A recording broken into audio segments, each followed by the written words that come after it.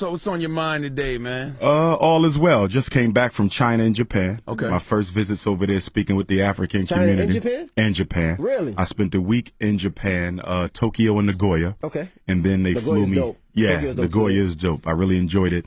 And then I went to Shanghai and Beijing. It was bittersweet. Sweet because it was good seeing African people in a different setting from America. Okay, I had never been to China. So it was very good to see that.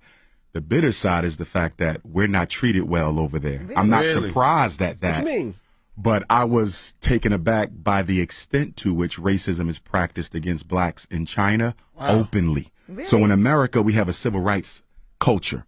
So racism, you have to tuck it under. Has to be covert. It has to be covert. Yeah. And China is very much So, like, overt. what- There were certain nightclubs that we couldn't go into. Really? Oh, yeah. And they will tell you no black people are allowed here. What? There's certain sections of certain neighborhoods you can't live in. So, for example, if they don't want you in a certain section in Brooklyn, they will just use clever real estate tactics to keep you out. Absolutely. Okay, i.e. your credit ain't good enough or the bank didn't approve your loan.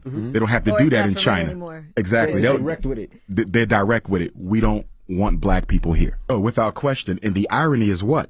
Africa is rolling out the red carpet for China. I mean, they're taking over the Caribbean. They're taking over They're Africa. definitely taking over the Caribbean. They're all in South Africa. In fact, Mandarin is now an official language in the Republic of South Africa. Zulu isn't. Xhosa isn't. So the indigenous languages are not taught in the school, but Mandarin is. That speaks to the influence of China.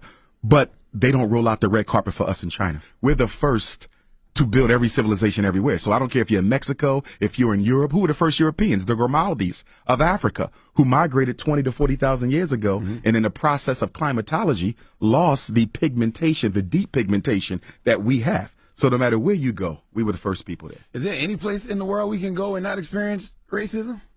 No, not at all. Even the Because- Caribbean? Not even in the Caribbean. In fact, when I was in Jamaica, I keynoted the Garvey celebration last summer, Ocho Rios. The Chinese pretty much own Jamaica. I mean, the Jamaican government is giving them concessions, land concessions. They're building hotels, beach resorts. They're building 2 schools for the Jamaicans. And what the Jamaicans have to give them in turn is the right to certain lands, the right to certain waterways. And if it doesn't stop, Jamaica, ironically, the land of Marcus Garvey and Bob Marley, will be the first Chinese colony in the Caribbean. Wow. It's getting bad. And you know why it's happening? Because the black bourgeoisie leadership in both Africa and the Caribbean, they don't have to live with the consequences of the economic decisions they make. So if I'm the president of Jamaica, okay, and China says, listen, we're going to give you $1 million in retirement. We're going to build you a retirement home, but we want this, this, and this. And you can loan as much money as you want. You can borrow as much money from the Bank of China as you want. I'm going to be set by the time I leave office. But what about my nation?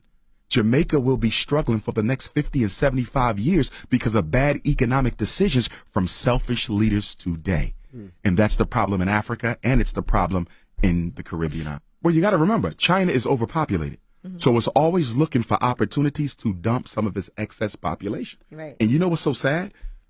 Chinese will come to South Africa poor with nothing. And in 3 years, they're owning 2 and 3 major businesses. Because what happens is when the Chinese come, they employ their own. They don't employ indigenous African labor. But this is exactly what the heads of state tell black people. Let the Chinese come to Jamaica. Let them come to South Africa. They're going to give you guys jobs. The jobs never come. They bring their own population, which makes sense from their perspective because they have so many people that need a place to go outside of China. So they're showing up broke and going back home as millionaires.